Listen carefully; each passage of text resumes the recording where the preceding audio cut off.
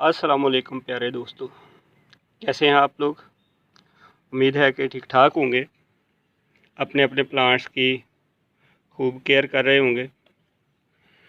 तो जो गार्डनिंग में नए लोग हैं उनको अक्सर ये शिकायत रहती है कि भाई किस तरह की मिट्टी को प्लांट्स की अच्छी ग्रोथ के लिए तैयार करें, यानी ग्रोथ मीडियम कैसा होना चाहिए, और इसके साथ साथ पार्ट को कैसे फिल करें कि उसका ड्रेनेज भी अच्छा रहे और मिट्टी भी ज़ाया ना हो या कंपैक्शन भी ना हो।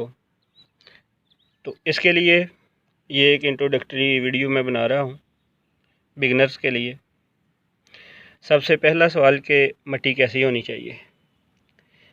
ये मैंने जो प्लांट्स ये ग्रो किए हुए हैं, हर्ब्स हैं, जिसमें लेवेंडर है, रोज़मेरी है और फाइन चाइव्स हैं, सेज है, स्वीट मर्जोरम है। तो इनकी बड़ी अच्छी ग्रोथ चल रही है। और अगर मैं इनके ये तकरीबन जो है वो 6 महीने हो गए, अगर मैं इनके पार्ट्स जो हैं इनको देखूं तो ये देखें, ये मिट्टी है इसकी, यानी अभी भी ये मिट्टी जो है वो बड़ी बुरबरी सी है। इसको हम सिल्ट कहते हैं, भल मिट्टी। तो ये जो भल मिट्टी है इसमें रूट्स जो हैं वो बहुत तेज़ी से बढ़ती हैं। ये गर्मियों में ठंडी भी रहती है, रूट ग्रोथ अच्छी होती है, ड्रेनेज सिस्टम इसका अच्छा होता है। तो ये मेरे पुराने गमले जो थे उनमें से मैंने ये निकाली मिट्टी। और हर बार जब आप नई मिट्टी तैयार करते हैं पुराने गमलों में से निकाल के, या फिर नई सिल्ट आप लेके आते हैं, बल मिट्टी जिसको हम बोलते हैं, जो दरिया या नहर के पैंदे की बारीक रेत होती है, तो इसमें मैं जो यूज़ करता हूँ वो तकरीबन 20% कोकोपीट इस्तेमाल करता हूँ इसमें। और इसके साथ साथ ये जो सिल्ट है ये 40% ये होती है। और इसके साथ साथ जो काऊ डंग कंपोस्ट है ये 40% होता है, यानी पुरानी गोबर की खाद 40%। तो इसको आप इस तरह से बारीक बारीक कर लें जिस तरह से मैंने किया हुआ है और इसमें मिक्स किया है। तो इन तीनों चीज़ों को आप अच्छी तरह से मिक्स करें। जैसे ये काऊ डंग कंपोस्ट है, ये देखें, तो बारीक करके तो इनको अच्छी तरह से आपने मिक्स कर लेना है। तो ये आपका बेहतरीन जो है ग्रोथ मीडियम तैयार हो जाएगा। किसी किस्म की खाद इसमें केमिकल फर्टिलाइज़र डालने की ज़रूरत नहीं है, क्योंकि ये काऊ डंग कंपोस्ट जो है it is rich in nutrients, ये बहुत ताकतवर होता है। और इसमें नाइट्रोजन का ये सोर्स है, फास्फोरस का सोर्स है और स्लो रिलीजिंग फर्टिलाइज़र है ये, यानी आपके प्लांट को आहिस्ता आहिस्ता से ये न्यूट्रिएंट मुहैया करता जाएगा। तो ये तो हो गया जी ग्रोथ मीडियम की तैयारी कैसे की जाती है, जिस तरह से ये मैंने की है। इसके बाद दूसरा स्टेप है कि प्लांट का जो अच्छी ग्रोथ के लिए जो पार्ट है वो कैसे फिल करें। ये मेरे पास 12 इंच का पार्ट है, जिसके लिए ये मैं सारी सब्ज़ियाँ और ये हर्ब्स वगैरह जो हैं वो मैंने सारी ग्रो की हुई हैं। इसी साइज़ के पार्ट हैं, ये अनियन है। तो ये 12 इंच का पार्ट है। तो इसके नीचे, पार्ट के नीचे ये ड्रेनेज होल होता है, ये आपको नज़र आ रहा होगा।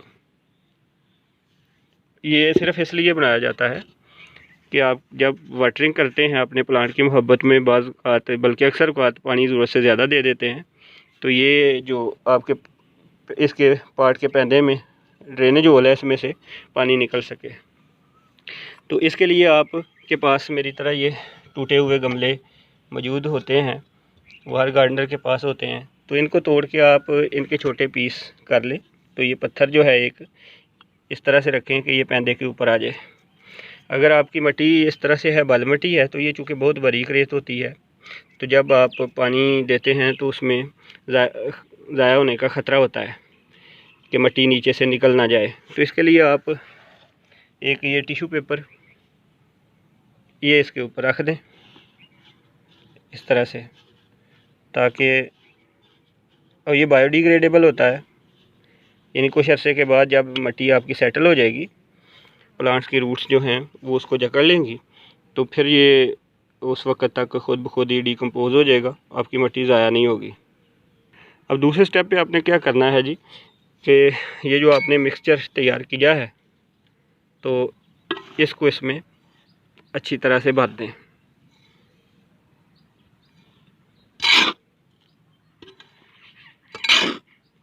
ये आपने अच्छी तरह से इसको भर देना है जी। तो व्यूअर्स, ये मैंने इसको ऊपर तक ये भर दिया है। ऊपर तक इसलिए भरा है कि मिट्टी अभी ये नरम है और इसके अंदर बहुत सी एयर पॉकेट्स हैं। एयर पॉकेट्स आपने ख़त्म करनी है वो इस तरह से कि इसको अच्छी तरह से इस तरह से आप हिलाते जाएं।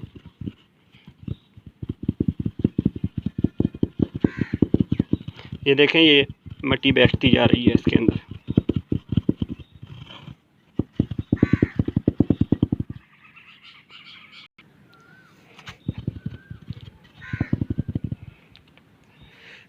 तो ये जनाब इसका ये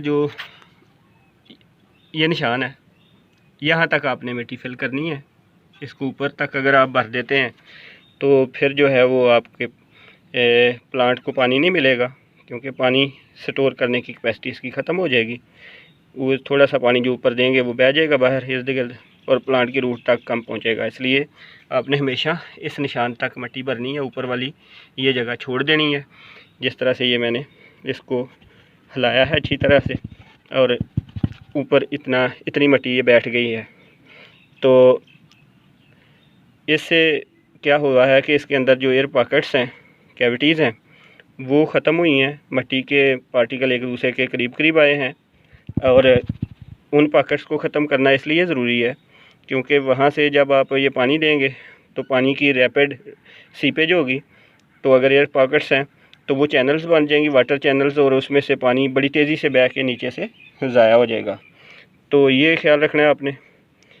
तो इस तरह से आपने इतने ये पार्ट्स फिल कर लेने हैं जी। तो ये सारे पार्ट मैंने इस तरीके से भर के इधर रख दिए हैं और इसमें आज मैं गर्मियों की जो सब्ज़ियां हैं इनकी सीडलिंग करूंगा।